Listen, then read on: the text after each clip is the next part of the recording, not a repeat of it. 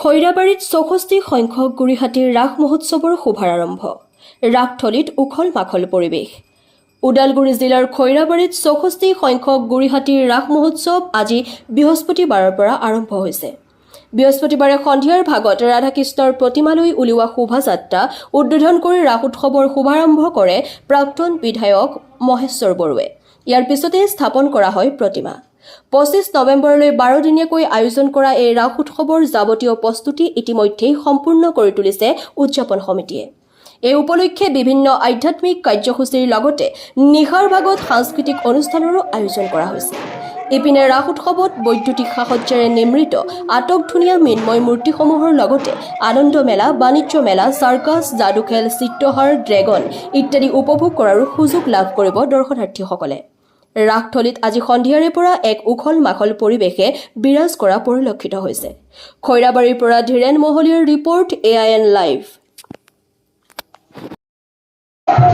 এবাৰ গড়িয়াহাটী সংকীৰ্তনৰ পৰা বিশেষ আজি আপোনালোকে প্ৰথম দিনাখন দেখিছে মানুহ কেনেকৈ সমাগম হৈছে আৰু আমাৰ এটা উৎসাহ হৈছে বুলি বা তাৰ আগৰ তেনেকৈ আমাৰ আজিৰ দিনত তেনেকৈ মানুহ হোৱা নাছিল আৰু দোকান পোহৰো আমাৰ আজিৰ দিনটোৰ পিছতহে তেওঁলোকে ঘৰ দুৱাৰ বান্ধিছিল।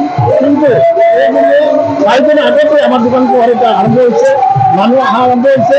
আজিও যিটো মানে সমাৱেশ, সেই সমাৱেশে আমাক উৎসাহ যোগাইছে আৰু আমি ভাবিছোঁ যে আমাৰ এই ১২ দিনীয়া যিটো ৰাস, এই ১২ দিনীয়া ৰাসত যথেষ্ট মানুহ সমাগম হ'ব আৰু আমাৰ এই সমাগমটোত আমি আমাৰ কাৰ্যকৰ্তাসকলক আমি সতৰ্ক ৰাখিছোঁ যে আপোনালোকে প্ৰত্যেকজন স্বেচ্ছাসেৱকে যাতে সুন্দৰভাৱে মানুহখিনিক যাতে এইকেইদিনত চলাই নিব পাৰে তাৰ কাৰণে আমি আশা কৰিছোঁ।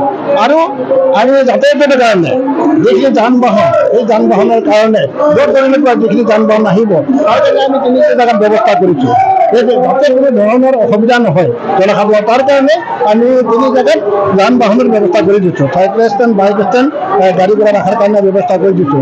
আমি ভাবিছোঁ এইবাৰ সুন্দৰভাৱে যাব আৰু ৰাইজে বহুত সঁহাৰি জনাইছে, দল সংগঠনে সঁহাৰি জনাইছে। আমি প্ৰশাসনৰ পৰা যথেষ্ট আমি সঁহাৰি পাম বুলি আশা কৰিছোঁ। গতিকে আমি ৰাস এইবাৰ উলহ মালহেৰে পালন কৰিম আৰু দেখিছে আপোনালোকে ৰাইজৰ এটা আমি সমাগমৰ কাৰণে এটা সুন্দৰ পৰিৱেশ লাগে। এই পৰিৱেশৰ কাৰণে আমি মটকা কোৱাৰ পৰা গোটেই ড্ৰাইভনৰ পৰা আমি গোটেইখিনি মেলা বজাৰ বৰ সুন্দৰভাৱে চলাইছোঁ আৰু তাৰ কাৰণে আমি ২০টা চাব কমিটি বনাইছিলোঁ। ২০টা চাব কমিটিয়ে নিজৰ নিজৰ কাম আজিলৈকে সম্পূৰ্ণভাৱে কৰি তুলিছে আৰু আশা কৰিছোঁ যে আমি এইবাৰ ৰাস খৈৰাবাৰী এটা ভাল সুনাম ৰাখিব বুলি আমি আশা কৰিছোঁ।